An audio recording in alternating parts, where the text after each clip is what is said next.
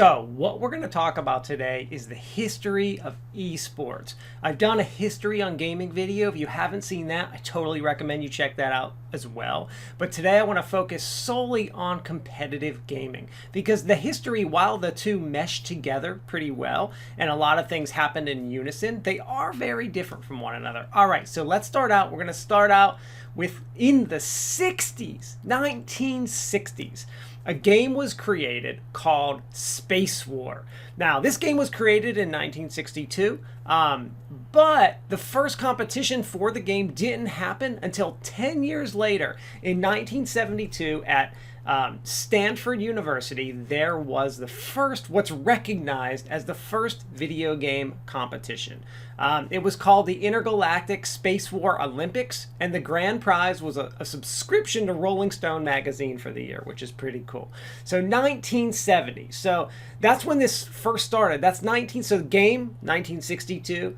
Competition, 1972. Then we get into the 80s. Now you can take a look at what this game looked like. These systems back then were ginormous. Like, they were huge. You know, we're so used to playing games on our PCs, consoles, mobile devices, whatever, but the games back then were huge. Even as soon as we get into the 80s next, you know, we start to get into arcade games and stuff. So let's go into the 80s. So during this time, you know, we had this first competition in 72, we get into the 80s. You know, people were talking about video game competition. Like, they were in both Life and Time magazine, which may not sound like a big deal to those watching this today, but back then there were very few forms of media. So when something was in Time magazine, it was like it was plastered everywhere.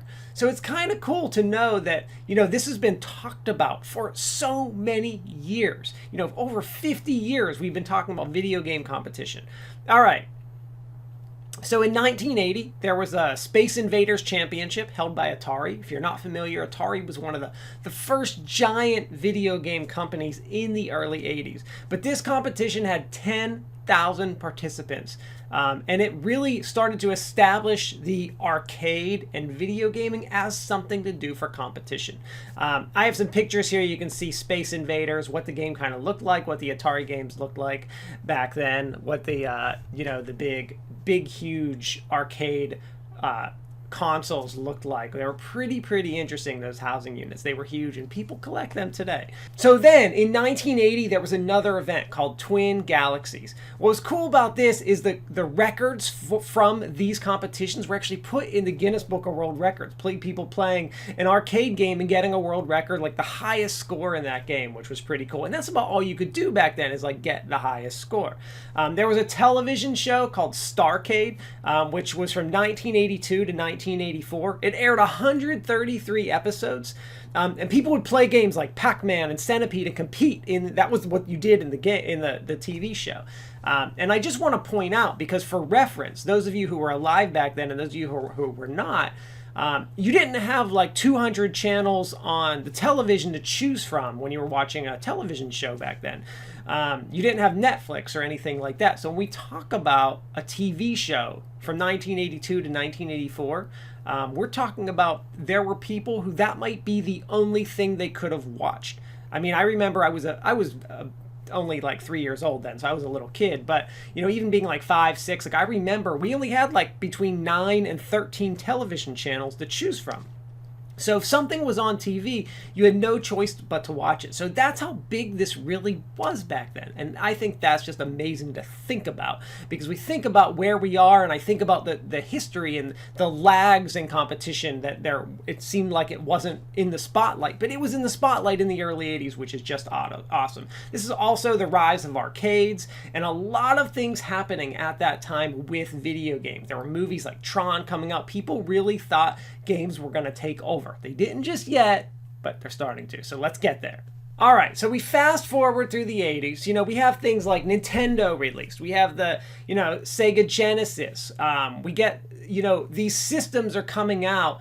But competition isn't really something people are thinking about. Maybe small, local, in arcades. You know, we had those few early competitions, but there wasn't a lot happening. But as I said, you know, movies like Tron were coming out. We had this movie in 1989, which I think really showed what video game competition could be like. It was called The Wizard. It came out in 1989, and the big thing, the point of this movie, was that a kid was trying to compete for, I think it was like $50,000 to win in Las Vegas at some big international video game competition, and the whole movie was centered around that, where they got to play this big competition featuring an unknown game at the time, Super Mario Brothers 3. And I talked about that in my video game history and a few other, because this movie really was a significant point in time for video games, console games, and competition. Around the time of The Wizard, just in 1988, there was a game called Netric. Netric is known as like one of the first online sports games. This was when the internet was in an infancy. I mean, you didn't have internet at your house at this time. You could only play at universities. It was one of the very first competitive games that could be played on various servers. Now, remember, at this time, games weren't played like, when I say internet, they weren't played like the way they are today. It was mostly all LAN, mostly all one university to another university connected. Really slow, dial up, that kind of system. The internet was not popular. No one had it at their house at this time. Then in 1991, Street Fighter II was released. Street Fighter II and games of the fighting genre that came out around that time greatly increased people's interest in competitive gaming.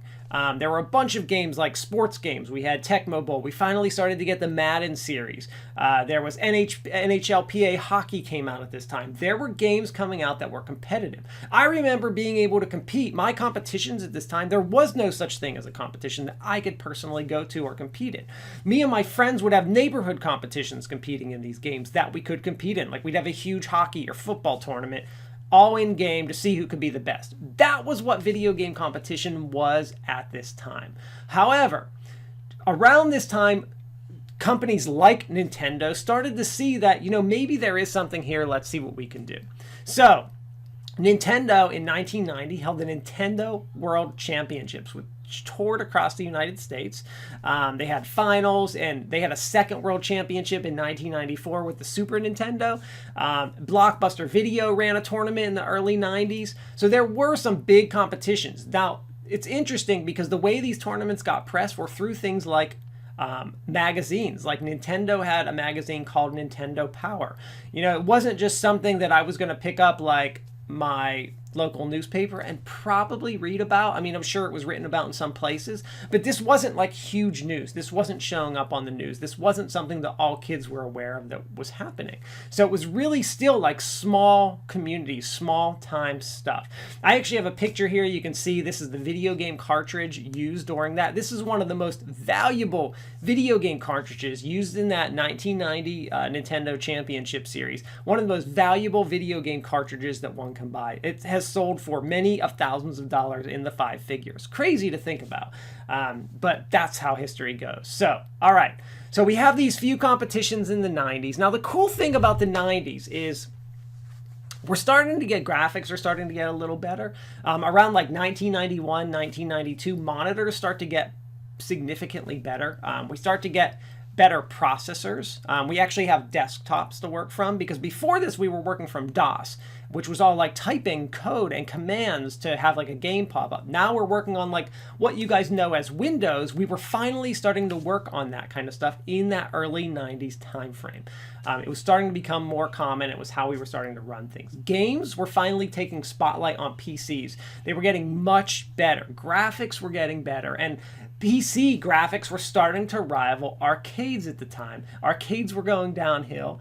PC games and console games were getting better. So at the same time, internet was getting significantly better. Like from, 1990 to the year 2000, we went from 1990, literally no one's parents having internet, no such thing as internet at your house. I probably did because my father was a technology person, part of a university, but most people did not. By the year 2000, everyone had internet at their house. So that's how much we went. Now, in the year 2000, we still had really slow internet for the most part, but we were also starting to actually get high-speed internets. People were starting to get cable and different kinds of internet connections at the time that were popular. But we were starting to get faster than really slow internets. We were able to start to play games online. So internet speeds are getting better, games are getting better. We've had some cool games come out that are competitive in nature. And a company called ID Software creates a game called Quake. Quake, they decide to have an awesome esports competition. It's kind of known as one of the first esports competitions. I don't really know why we write it like that, because I told you in 1972 we had a video game tournament. That's really the first known esports competition in my opinion. But you will see others mentioned that Quake's 1997 tournament is known as one of the first esports tournaments. Kind of cool. It was called Red Annihilation. And you can see the winner here. He won a Ferrari. His name is Dennis Thresh Fong. He won a Ferrari for winning the tournament. This is his picture. He's been interviewed tons of places about esports and stuff like that.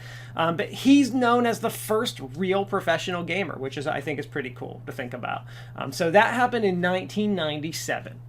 Additionally, in 1997, I talk about that we are getting better internet and games are getting more competitive. Games like GoldenEye 007. So we're finally getting games where there are multiplayer aspects to them. Many games start to have like split screen multiplayer. Like GoldenEye 007 is a very popular one that came out that had 4 people that could play at one time in a multiplayer environment, first person shooter. So things like this were happening around the time. The Cyber Athlete Professional League was formed in 1997. There were tournaments like this just popping up all over the place. But esports was still really not mainstream whatsoever. This was still really localized and not too popular, especially in the United States. So while I say it wasn't too popular in the United States, esports and competitive gaming were popular in other countries, specifically South Korea, where it was immensely popular. In 1998, Blizzard released StarCraft, hugely popular game overseas. In the US, didn't have that much. And just also around this time, games that are popular now, like Counter-Strike, the first mod it was a mod for Half-Life when it was originally released, was released in 1999. So some of the games that are popular today were created over 20 years ago, which is crazy to think about. But esports is still really an infant at this time. I think that one of the big momentumous. So when I look back at esports and I think about like what are the big like time frames where things happen, I think we had the first video games in the 70s, some small competitions in the 80s. In the 90s, we had better games with some multiplayer characteristics to them, but it wasn't until the mid-2000s, between 2002 and 2007, that I think it really changed significantly, and then there's another point after that where it changed in 2011. So let's talk about all that. All right.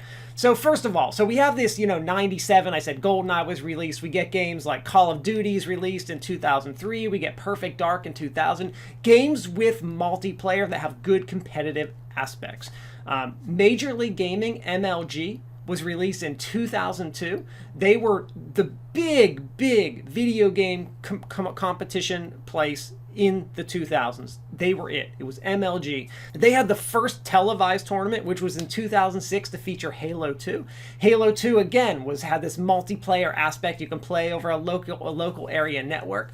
But it wasn't really until 2006, Halo 3, that mainstream internet connectivity, multiplayer, that people could play from home against one another, Call of Duty, Halo series happened. When Halo 3 was released, that's when the next gen of consoles was released, also the PS3 and the Xbox 360. Those consoles really set off competitive gaming, really made MLG what it was. People were playing the games at home against other people all across the world, and it really became a thing. But gaming at the time still, it was fun. Like, I would talk to people at the time interested in the competitive side of things, because I was very competitive in Halo 3, and it was like something cool that we talked about, but there was no money in it at the time, really. I mean, you could be a professional gamer, and it was very rare. Like, it was cool. Like, you heard the one guy said won a Ferrari. Like, that was like a cool thing, but there weren't like, a kid making like $30 million off of this. Like, that wasn't a thing. It was kind of like something you did because you were passionate about it, something you did because you loved it. There was some small money that you could win from some of the big MLG tournaments and other tournaments, but it was nothing like it was today whatsoever. But it was still something. But this was not something that hobbyists, people who were playing Halo with me or Call of Duty or any of these big games at the time, not necessarily something that they were interested in. It just didn't have an audience. Why? Because there was nowhere to really see it. I could log into my computer and maybe watch like the video of some of the MLG tournament, but there was no such thing as streaming or anything like that. So the next big leap in esports, which I really think takes the cake as the thing that made esports what it is today, besides online and multiplayer connectivity, is the ability to stream. First of all, let me talk a little bit about the history of that. So in 2007, something called Justin.tv was released. Justin.tv did a few different things, but one of the things they did was talk about video games and have video game shows and stream and stuff. In 2011, they officially became Twitch. Now, you may not know where Twitch got its name from, but Twitch gameplay is something used in computers or video games to talk about like how fast someone's response time is when playing a game. So that's where the name Twitch came from. So Twitch was officially formed from Justin TV in 2011. There were also some tournaments around this time, like the Nintendo Wii was immensely popular. Nintendo had the Wii Summer Games in 2010, where they had 400,000 participants. So there was like, as I mentioned this, like, we have these competitions in the 70s, 80s, 90s. 2010, we have a competition with 400,000 people. It's getting more popular. It's easier to reach people because of the communication. So in 2011, Twitch is officially formed. As of 2013, Twitch now has over 43 million views monthly. So Twitch is growing significantly. At that time, there were a number of companies actually trying to buy Twitch. They were trying to unload it. A lot of people thought that Google was going to buy it for it because they own YouTube. But what ended up happening is Amazon ended up purchasing Twitch for just under $1 billion, which is actually absolutely crazy to think about when you think how much it is worth now. They bought it for $970 million in 2014, which is a bargain because of how popular and cool Twitch actually is. So once Twitch is purchased, I feel like the rest is history. Twitch viewership has grown significantly. We came out with a lot of games around that time between 2009 and 2014, like League of Legends, Overwatch. That was 2000, a little later, but all these games that were highly competitive, had good viewership, started to come and started to become popular, started to become mainstream. And with Twitch and YouTube competing, viewership just increased significantly. So we're at where we are today. After 2014, it's just grown and grown steadily and significantly. I think that there are some significant things that have happened since the 2014 Twitch with online. So some of those first things are that, not only are there now teams of esports and companies and businesses interested in, but now we're starting to form, between 2014, 2017, the first esports teams were formed at universities. So we're getting actual curriculum at universities. We're getting varsity teams and clubs at universities. High schools are actually starting to form varsity esports teams and talk about esports curriculum. So we're seeing these dramatic shifts in popularity. If I think back to 1972, no one really knew about this. Video games were cool. In the 80s, arcades really had a chance to create competitive gaming, but there was no way to stream it or get it out there, so it was very localized. Same thing in the 90s. Neighborhood games, small local competitions, that's it. Even in the 2000s when MLG was formed, they finally had the internet to start to show what this could look like, but we still didn't have the streaming capability. It wasn't until we got that streaming capability that video game competition just exploded. It's what it was looking for the whole time. We would have had the audience in the 70s. People would have been interested. Kids would have been interested. They would have loved it, but it just wasn't there. And now we have it. So those of you watching this, feel lucky that you're alive at a time when you get to see this happening. Now let's see what continues to happen next.